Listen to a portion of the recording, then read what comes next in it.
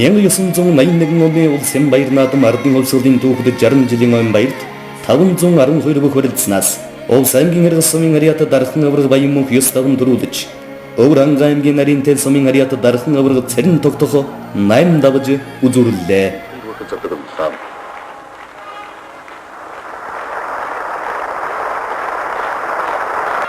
Ардын улсуудын 60 жилийн он баяр наадамд уран мөхийг өрөлдүүлэн барилдсан хүчтэн олны дундаас дархан авраг баян мөнх дайын авраг царин тогтохноор үлдэж Далайдын дархан авраг баян мөнх улс улсуудын их баяр наадамд 8 дахь удаан төрүүллээ.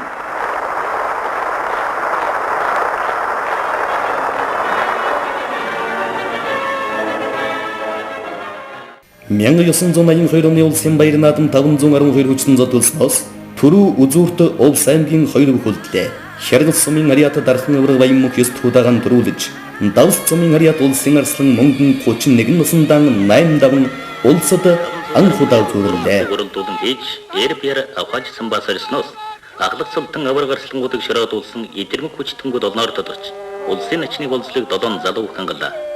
9 даванд улсын далайдын дархан авраг баян мөнх улсын арслан мөнгөнөр үзүүр төрөнд шалгаран үлдэж авраг баян мөнх тавлаа.